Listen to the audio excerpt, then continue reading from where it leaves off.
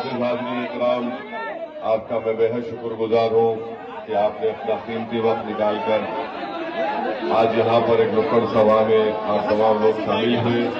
आपका बहुत शुक्रिया। और मिथिलांचल की ये तारीखी सरजमीन पर अल्लाह ने मुझे आने का मौका दिया, आपके दरमियान में आने का, आपसे मुलाकात करने का, आपकी मजलिस इत्तेहादुल मुस्लिमीन की मोहब्बत को देखने का, आपके जज्बात को महसूस करने का मौका मिला। और मुझे यकीन है कि इंशाअल्लाह ताला हम जरूर यहाँ पर अपनी जमात मजलिस इत्तेहादुल मुस्लिमीन को मजबूत करेंगे। और मुझे यकीन है कि आने वाले विधानसभा के चुनाव में यहाँ से आप मजलिस के उम्मीदवार को पतंग छाप के निशान पर बटन दबाकर अपने इत्तेहाद और सियासी शऊर का सबूत देंगे। और मुझे यकीन है कि आने वाले विधानसभा में हम पूरी बिहार की राजनीति में एक नया इनकलाब और एक नई तारीख लिखेंगे इंशाअल्लाह ताला। और हम यहाँ पर अपनी एक सियासी लीडरशिप को बनाएंगे। याद रखिए, किसी कौम के लिए, किसी समाज के लिए 50 और 70 साल का एक लंबा अरसा काफी होता है इस बात को समझने के लिए, इस बात को महसूस करने के लिए कि जब तक वो समाज, वो समुदाय अपनी एक सियासी लीडरशिप को नहीं बनाएगा, उनकी तकलीफ, उनके मसाइल, उनसे इंसाफ नहीं हो पाएगा। बिहार में आज मुस्लिम अक़लियत की आबादी 19% की है और 19% आबादी इतनी बड़ी आबादी है कि आपके बगैर कोई हुकूमत ना बन सकती है, ना आपकी आवाज के बगैर कोई सियासी फैसले लिए जा सकते हैं। मगर हम अपनी इस ताकत को महसूस नहीं कर रहे हैं। मैं आपसे ये बोलने आया हूं कि आप सिर्फ वोट डालकर अपने घर में मत बैठ जाइए। आप एक शहरी हैं, आपको तमाम हुकूक हासिल होना है, आपको तमाम हक आपको मिलना है जो भारत के संविधान ने हम तमाम को दिया है। तो मेरी आपसे गुजारिश है कि अख्तरुल ईमान साहब की क़ियादत में जो बिहार में मुस्लिम अक़लियत और मजलूम अवाम की इंसाफ की लड़ाई लड़ी जा रही है, इसमें आपके साथ की जरूरत है, आपकी वोट की जरूरत है। और आप तमाम नौजवानों को एक पैगाम देने आया हूं कि देखिए, लड़ाई आपके लिए है। आने वाला मुस्तक़बिल नौजवानों आपका है। बिहार में 60% आबादी, करीब 60% आबादी 25 साल से कम उम्र नौजवान लड़के और लड़कियों पर मुश्तमिल है।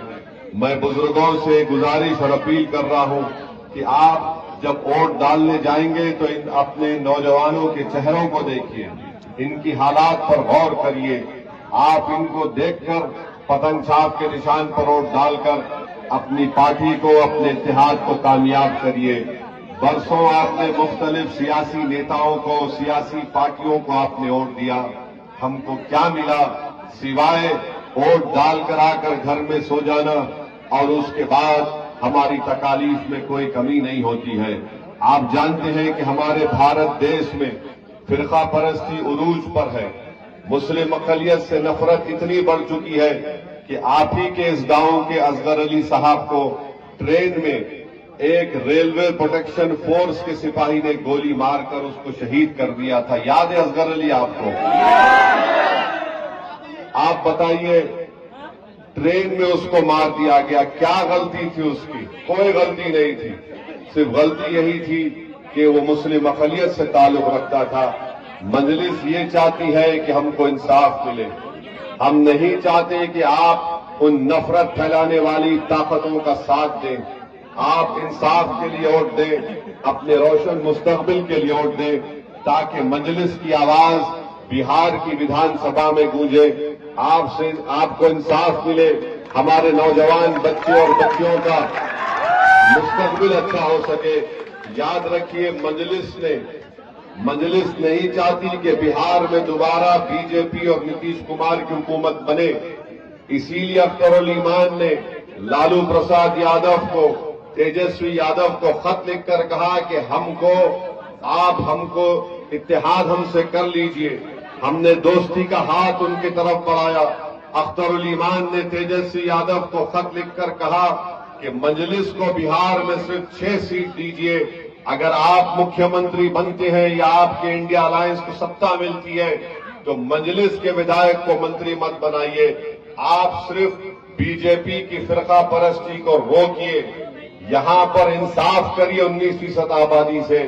اگر اس کے باوجود بھی تیجسوی اور لالو پرساد اور ان کے خاندان کے لوگ ہماری اس دوستی کی پیشکش کو قبول نہیں کرتے اور دوبارہ اگر خدا نہ خواستہ مودی کا آدمی یہاں پر مکھیہ منتری بنے گا تو آپ کو معلوم ہو جائے گا کہ کون مودی کو بہار میں آنے سے روک رہا تھا اور کون مودی کو بہار میں کامیاب کرنا چاہتا تھا.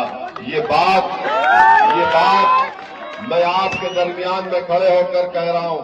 بار بار الزام لگاتے ہیں, جھوٹا الزام, بی ٹیم فلاں ٹیم. ارے بھائی, ہم بی ٹیم نہیں ہے. تمہاری وجہ سے بی جے پی کامیاب ہو رہی ہے, ہماری وجہ سے نہیں ہو رہی ہے. کبھی یہاں کے مسلمانوں نے آپ نے کبھی بی جے پی کو ووٹ دیا؟ تو کیسے بھاجپ کا آدمی جیت جاتا ہے؟ جیتتا اس لیے ہے کہ یہ جو تیجسوی کا جو ووٹر ہے وہ مودی کے گود میں بیٹھ کر چائے پی رہا ہے.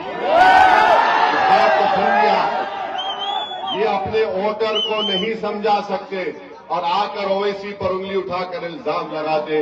ہم تو دوستی کا ہاتھ بڑھائے ہیں, مگر یاد رکھو یہ کمزوری کی نشانی نہیں ہے.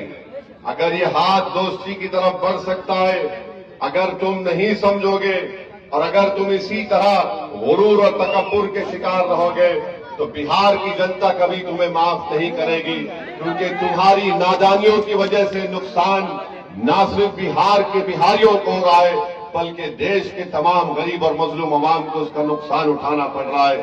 بہرحال میرے عزیز دوستوں, بزرگوں, آپ تمام کا بہت شکریہ, آپ یہاں پر آئے.